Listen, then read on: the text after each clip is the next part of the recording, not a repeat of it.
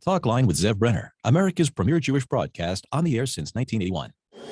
And now, here's your host.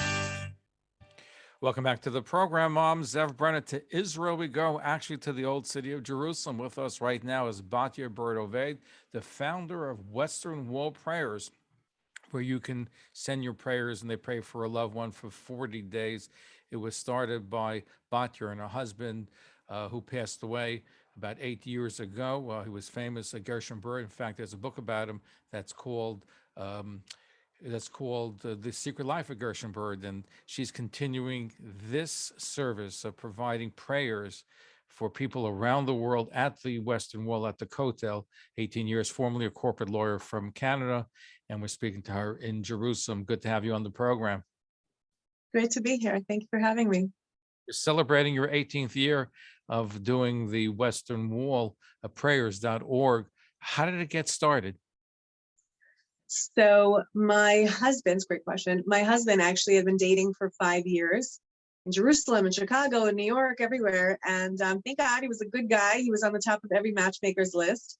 And it just wasn't happening for him. He had dated 50 girls until people actually gave up on him and said, there must be something wrong with him. So he said, oh my gosh, God, what am I going to do? There's just you left. So someone told him about the segula of going to the Kotel for 40 days. So we decided to go and pray for 40 consecutive days at the Kotel. And actually, while he was doing this, someone that he lived with in secret also went to the Kotel for 40 days for him. And at the end of both of their 40 days, I actually wound up meeting him. And at the beginning of their 40 days, I was a year away from dating. So I had a huge life change of events during those 40 days. And then a couple weeks later, we were engaged. So I was so excited about it. I told my best friend in Toronto, I said, get on a plane, come to my wedding and stay here for 40 days. And so she did. I picked her up right before Shkia, right before sunset. We went straight to the old city, to the Kotel, and she faithfully stayed here for 40 days until on the 40th day, someone flew in to meet her and actually proposed that week. So we said, that's it. We're giving this out to the world. I started praying at the Kotel for literally random people. Everywhere I went for Shabbos, I said, tell me what you want me to pray for. And actually my friend who had gotten engaged after the 40 days, her husband owned a business where he made websites for people. So he said, I'm giving you a website. And my husband said, I'm giving you a program. And I said, okay, I guess I'll start a website and we'll see. And 18 years later, thank God, we are very, very, very blessed to do something I believe in, I love, and that truly helps very holy people become even holier.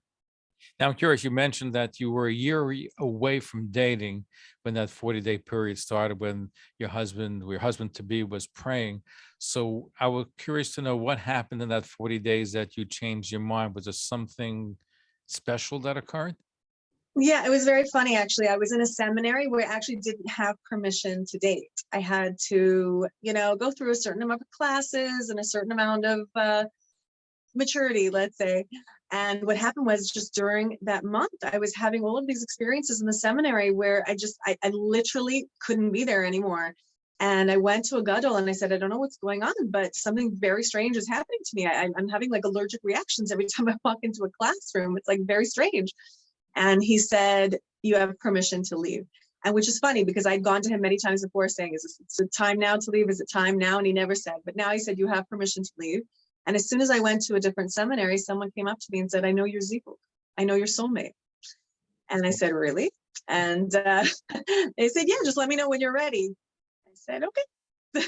I wasn't ready, but that's okay. So I got married anyway, and it all worked out. Yeah.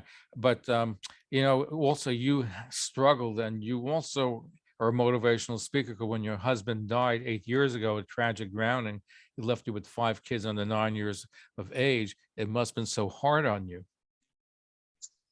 So that's probably the understatement of the day. Yeah. Right. Put it this way, it was an event that I could never possibly imagine would have happened to me. And it was something I couldn't possibly imagine getting through and getting beyond. And yet somehow I'm sitting here 8 years later, married, happy, shocked. But I guess that's what happens when God is with you and helps you through. And thank God, community, Torah, Tefillos, the kotel, prayer of the kotel, everything. I had 5 kids under the age of 9. My youngest was 1 year old, and I had no family here. My parents were sick. I was actually their power of attorney also. They were in a different country. And it was beyond something that I thought was insurmountable. But now I look back and I think, gosh, I know exactly how to help someone get through this, which is shocking. But when you're in it, it's insurmountable. And when you get past it, it's like, wow, I climbed that mountain, and you get so many gifts along the way that you don't even realize, when God throws you something that you can't possibly handle, you grab on with both hands to God and anything spiritual, and you go and you find this incredible potential that was latent inside of you. We all have it. No, it's so inspiring, so admirable that you were able to continue and you're able to grow and help people, and you're able to continue what you and your former husband started, the Western Wall Prayers, right? .org. So you started something to help people, and you continued, and you're keeping it alive and growing and prospering. Thank God. It's such a blessing. I feel like it's the purpose of my life, and I feel like anybody that hears anything that I have to say makes it all worth it. So how does it work? Because, you look around and you see everybody's pitching, you contact us and we're going to have people davening for you, whether it's at the Kotel, other places around the world, Kivrei Tzaddik and Graves of the Righteous. So how does it work with the Western Wall Prayers Group, with .org? It's different. You do something a little unique. So tell us about it. So I can't speak for everybody, but I do know that in general, when you give a name to any organization, that's sort of the last of it. You gave your tzedakah and, you gave your charity and you feel good about it. And, somewhere along the line, someone's going to be saying your name. So that's wonderful, but we are very, very different because we really, really want, as much as the person wants, to help them through their pain. Meaning, when they come to us, they actually know, we tell them who the person is that's going to be praying for them. They have pictures of them. We tell them a little bit about them. And the people tell us however much they want us to know. The truth is that I actually don't even know who we're praying for, because I think that the privacy is one of the most important things that a person can have. So I have an assistant that deals with all of that. But to the extent that anybody wants me to know that we're praying for them, I'm happy to come in. We compose their prayer for them based on what they're going through, based on what rabbis have told us, and then we actually send it back to them. We send it back to them and we tell them exactly what day we're starting, exactly the nusach, meaning exactly the words we're going to be praying for them, and exactly who is going to be praying for which days. And then if they want, we'll actually send it to them every single day with a picture of the kotel, and we'll suggest for them mitzvahs to take on during the time, because that's actually very, very powerful. We are going to be doing the majority of the work, but we also feel that it's very important for the person themselves to be very, very connected to it by them praying themselves too. So they know every single day what prayer we're saying that day. And at the end, we contact them again with a picture of their shaliach. And to the extent that they want to, many people often actually keep in touch. They'll send money to the person that prayed for them. Maybe they have a wedding coming up of one of their kids, and they actually feel oftentimes the effect of different, we call them shalichim, a prayer shalichim, meaning like a prayer messenger. So sometimes people will say, you know what, in those 40 days, I felt so much happening. I want that guy to pray for me again. Please connect me with that person, because I really felt those prayers helping me so much. And other times they'll say, you know what, let's try somebody else. And sometimes we'll even give a few different prayers to a few different people and see how people feel, because most people that are really connected can actually see what's happening in their life during the 40 days shift a little bit. Now, who are these individuals? How do you choose them? How do you get them? What are some of their backgrounds?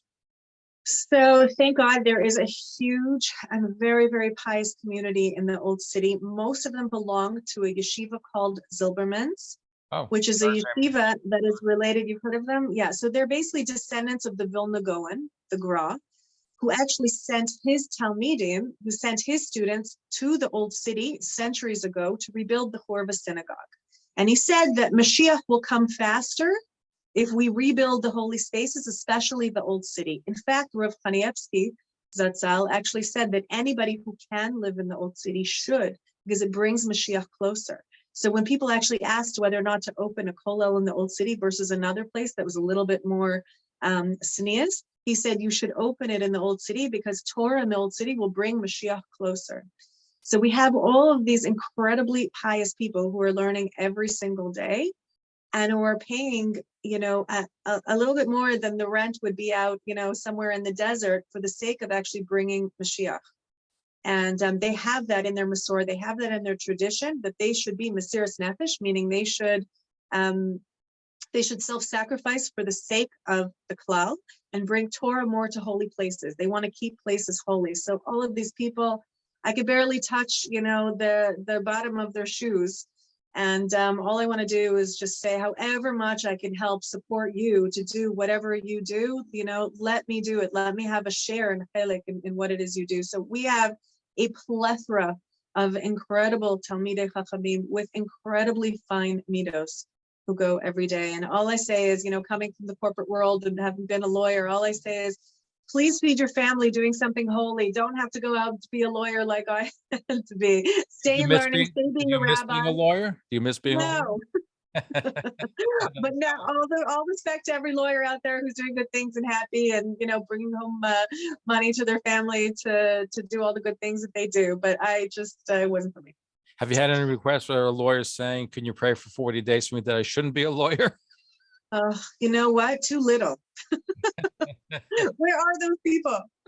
Right. Yeah. We're speaking with I think they just know they have no hope at this point, Right. It's you get sucked into it. It's hard because you're working day and night when you're especially a corporate lawyer. So it's a golden handcuffs. Yep.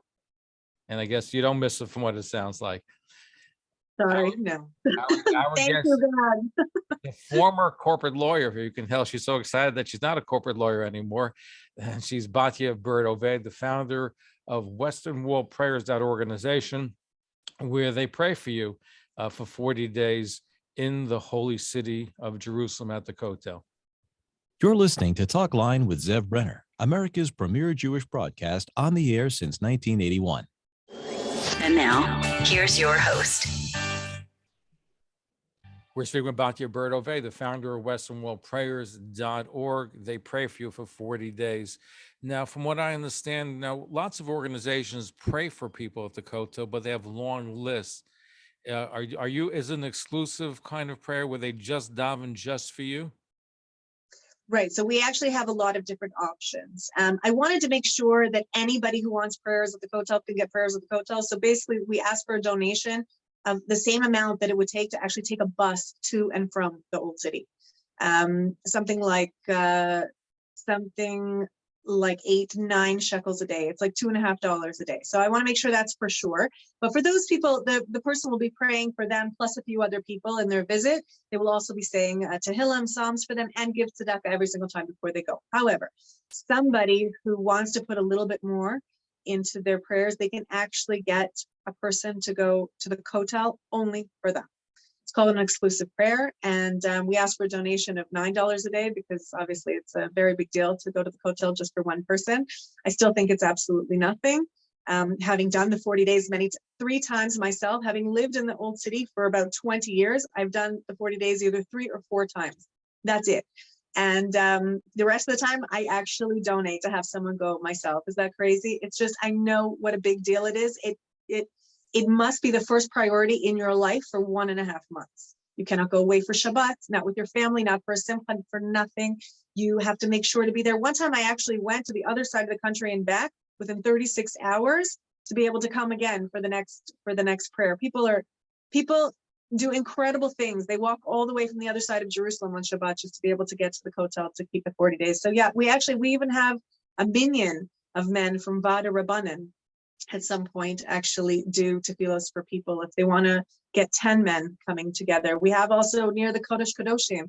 We have many, many different options depending on, what your tzedakah budget is and what you want to pray for. But so I want to make sure that everyone can do this. Where does the money go to, by the way? So we're officially called Kolel Tefilat Moshe. We're an extra Kolel. And so the people that are praying are also getting an extra learning check for their learning in the afternoon. It's a second kollel check, basically. So So it yes, helps it's the tzedakah. Kollel It's students. Torah in the Old City. Sorry? No, it helps the Kollel students. Yes, absolutely. It helps them to be able to learn and to be able to support their family here, and not having to go out and do the menial work that we all do. Now, you mentioned before that the people who looking for prayers for davening will get a picture of the person davening for them. Does it also work in the reverse? Do the people who are davening will get a picture of the people that they're davening for? If the person who we're praying for, we call them the donors, if they would like that, then we will do it. So if they want their privacy, we will not do that. And if they want the person to know who they are and to be connected to them and to even, bring it to the kotel, then we absolutely will. Now, It's up to them. now you have these kollel young men that are davening for them, but I know your prayers were very powerful too, because you daven for a friend. You ever get a request that for women to daven for women, for example? So we actually have a rebbitzin. There's actually a few rebbitzins here and there, but we have one particular who's extremely special. She's been doing the 40 days well before Western Wall Prayers was open. She has been doing the 40 days for everyone around the world. Her life is prayer. She's at all the different kfarim, all the different tombs around Israel all the time, every Rosh Chodesh. And she could see her at the wall every day for the last 40 years with this big menorah and all these different tehillim, and nobody knows what planet she's on, but she is, thank God, she's a wonderful lady. Yes, we definitely have that option. I figured, because I know some people are specific, or some people can have more than one person daven for them too, right? Yeah, which I often suggest, actually. People that look, if a person comes to us in a good situation where the person is ready to get married and they're in a good state, they just haven't found the right person, great, 40 days, get one person done. If a person comes to us and their family member is at stage 4 and they're in the hospital in ICU, I said, get a few people now, because you don't know who's going to be the voice that's going to crack it open, but do whatever you can. Now, I would assume that an organization such as yours, around for 18 years, you have approbations, haskamas from leading rabbis, leading rabbanim in Israel about what you do. So we're actually very, very lucky, because most rabbis don't give haskamas to things like this. But we have a few rabbis that actually attest to our credibility. And Rav Avigdor Nevensal, who's a very big gadol, he's the chief rabbi of the Old City. He gave us an official haskama to testify about how the tzedakah money is going to literally feed families in the Old City, many families. I would assume over 18 years, you must have some incredible stories, aside from what you mentioned, of people who were prayed for at the Kotel, at the Western Wall, where some amazing things happen. Perhaps you can share 1 or 2 stories with us. Sure. Okay. And the truth is, actually, even every day when I just came for Shabbos from someone, and she said, "Oh, I swear by you guys, every time something happens in my life, those prayers really work." I said, "Great. Why don't you share them with me?" I never knew that. But I'll tell you the ones that people do share, and I'll tell you some incredible stories. Usually it doesn't happen like this. Usually it's, "Oh, I met the guy, and can you believe it? We actually were suggested on the 40th day," or something normal. But I'll tell you this one story. Did you say on the 40th day? Yeah, and that's a normal story. That's a good normal story. On the 40th day we were suggested, or on the 40th day we got engaged. What I said was not the 40th day, but the 40th date. So, oh, that's funny. That's a different that's definitely not a success story around that. But okay, we have a guy who's such an incredible person, because he keeps coming back with and he just always has story after story. But I'll tell you the first way we got introduced to him. It was during the recession, I believe, of 2008. And he saw the writing on the wall. There were people getting laid off, left, right, and center in his business. And he came to us because he wanted to pray that his job would be okay and he wouldn't lose it. And so finally we started to pray that he should have, success in his job and stability, et cetera, et cetera. What happened? After the 40th day, he was a salesman in a big company, and he misquoted something to a supplier, and he wound up getting involved in a crazy lawsuit. He wound up actually entangling his entire firm in something bad. And he said, oh my gosh, I just prayed and look what happened. But he was really wonderful. He didn't say, oh, God didn't answer my prayers. Look what God's doing. What, I don't get it. What's happening? This, he said, I know this is for the good. I trust. Let's do it again. So we prayed again for 40 days. And through this whole time, we're talking to him about emunah, bitachon, faith, trusting that this is a test. You know, sometimes it's a test in order to get you to come out of yourself, to be able to really trust God in no matter what he's doing. So this is where we went with him, and he went with us on it. Things got even worse after the 40 days. We're thinking, oh my gosh, what's happening? But you know, the guy's character traits, his midos were so good. He just kept saying, I know, I believe that God is with me. It's okay. Things are getting worse, but I know God is with me. We did a third round of 40 days.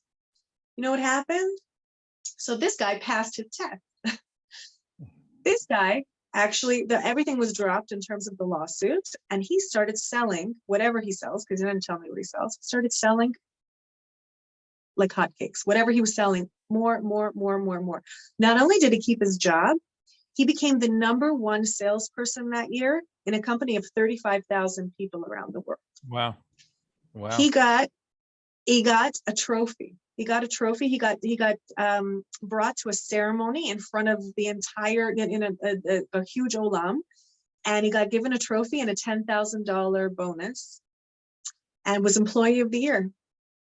Wow. Never give up. That's the motto. Never give up. Never give up. And not only never give up, but really always trust God. You don't know what's going around the corner. It might just be a test to say, are you still with me? Do you still believe that I hear your prayers? It was an unbelievable lesson. And you should just know, at the very end of the story, he said to me, he said, what I never told you was that I'm not Jewish. Wow. And what I never told you was that not only am I not Jewish, but I am from the country of Iran. He said, I don't live there anymore. I'm against the government of my people. My family is still there. That's why I never told you, because it's dangerous for me to be in contact with you. But you should just know that if the God of Israel was so good to a person who is a part of the enemy of the people of Israel, how much more so is he good to you? Wow. Amazing story. Did he end up converting? You know, he's still not Jewish, but I think he keeps the Noahide laws these days. He sends us pictures from all over the Kfarim in the Ukraine. Oh, not these days, but he sent me pictures of him actually praying for me and my family at the Baal Shem Tov's Kever in Uman. This guy is the most connected non-Jew I have ever met. Wow. By the way, in Morocco, and I'm sure it must be true in Iran, a lot of Muslims pray at the Kivrei Tzaddikim, the graves of the righteous, of the saints. And it's very common in some of the Arab countries where you see that happening. We just a few moments left. Batya Burd-Oved is with us, the founder of the westernwallprayers.org. And did you ever get any questions as to why you didn't also add kotel.org or change it to that, or is that taken? I think it was taken, yeah, but people don't look that far, really. Okay, no, it's easy for people to remember. It's westernwallprayers.org. And I would assume that the days before Pesach and Rosh Hashanah time are probably some of the busiest times of the year where people are looking for prayers. Right. So this is actually a very powerful time because Purim just happened, which is one of the biggest prayer days of the year. You know, Yom HaKippurim is basically, Yom Kippur is a day like Purim. Purim was the highest. And now we're getting on to Pesach. So this is really one of the biggest 40 days of the year as we get to and approach the end of Pesach. So I actually encourage people to now sign up. We're very busy, but we're very happy about it. Batya Burd-Oved, the founder of westernwallprayers.org, around for 18 years, and they pray for you for 40 days in the Holy City of Jerusalem at the Kotel, as you heard. Thank you for keeping it up. I know it's much better. You enjoy much better than being a corporate lawyer, which you did in your previous lifetime. Continued success, and people can just access you just very easily by going to the website, westernwallprayers.org. That's right. That's the easiest way to go about it. And thank you for joining us. It's my pleasure. Thank you. We got to speak in 40 days. Sounds good. Well, just tell me what you want me to pray for. Okay. We all can use good health, right? And we need peace in the world, especially in what's happening in Ukraine. There's so much to do. Definitely. Thanks for listening. Definitely. For continuous Jewish programs, talklinenetwork.com or our 24-hour day listen line at 641-741-0389. For past shows, you can find us on iTunes, Spotify, Amazon, YouTube, Instagram, and all major podcast platforms or jewishpodcast.org. Thanks for listening to the talklinenetwork.com. Talkline Network Radio, America's longest running Jewish broadcast network, the voice of the Jewish community.